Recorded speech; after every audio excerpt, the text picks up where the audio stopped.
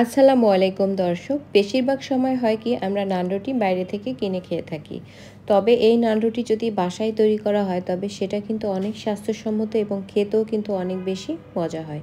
আজকের এই নান রুটি আমি কিভাবে তৈরি করেছি জানার জন্য পুরো ভিডিওটি প্রথম থেকে শেষ পর্যন্ত দেখার অনুরোধ থাকলো। আজকের নান রুটি তৈরি করার জন্য প্রথমেই আমি একটা মিক্সিং বলে নিয়ে নিব ময়দা 4 কাপ। আর অবশ্যই আটার পরিবর্তে ময়দাটাই ব্যবহার করার চেষ্টা করতে হবে। ময়দা ব্যবহার করলে নান রুটির রেজাল্ট বেশি ভালো আসে। 4 কাপ ময়দার জন্য 4 টেবিল চামচ চিনি ব্যবহার করব আর 4 টেবিল চামচ গুঁড়ো দুধ ব্যবহার করব।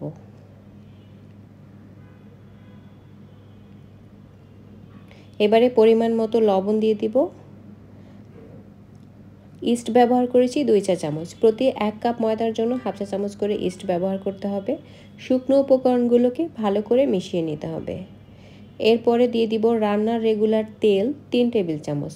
তেলের সাথে খুব ভালো করে ময়দাটাকে মিক্স করে নিতে হবে। যখন এরকম মুঠো করা যাবে ওই পর্যায়ে কুসুম গরম দুধ দিয়ে আমি একটা সফট ডো তৈরি করে নিব। আমার ডোটা তৈরি করতে মোট 2 কাপের চেয়ে 1/4 কাপ কম দুধ লেগেছে। আপনাদের একটু কম বেশি হতে পারে। ডোটা একটু নরম করে তারপরে একটু আটা দিয়ে তারপরে মেখে নিতে হবে। সবশেষে 1 টেবিল চামচ ঘি দিয়ে একটু ভালো করে মথে নিয়ে তারপরে এর উপরে আমি একটু তেল লাগিয়ে দিয়ে এটাকে রেস্টে রেখে দিব প্রায় 1 থেকে 1.5 ঘন্টার জন্য। আর উপর থেকে একটা প্লাস্টিকের র্যাপার দিয়ে আমি র্যাপ করে দিব।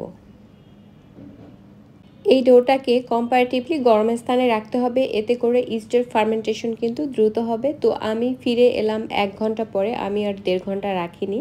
তো ডোটা কিন্তু অনেকটাই ফুলে উঠেছে। এখন এর ভেতরে থাকা এয়ারগুলো বের করে দিয়ে আরও কিছুক্ষণ আমি মথে নিব। তারপরে ছোট ছোট করে লিচি কেটে নিব।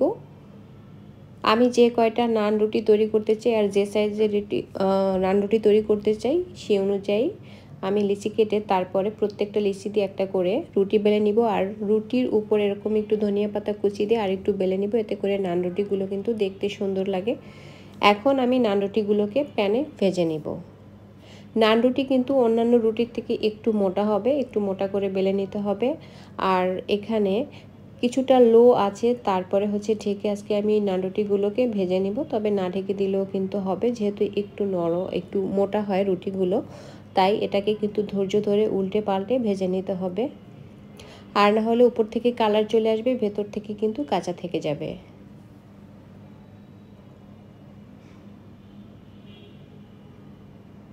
যখন ভাজা হয়ে যাবে উপর থেকে বাটার ব্রাশ করে দিব, এতে করে নান রুটিটা দেখতে চকচকে লাগবে, সুন্দর লাগবে এবং খেতেও কিন্তু অনেকটা মজা হবে।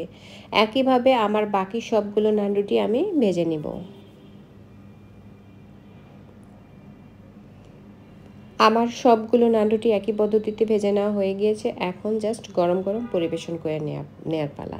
এই নান রুটিটা খেতে অনেক বেশি মজা হয়, যে কোনো ধরনের চিকেন কিংবা কাবাব বা যে কোনো ধরনের মাংসের সাথে কিন্তু খেতে অনেক বেশি মজা হয়।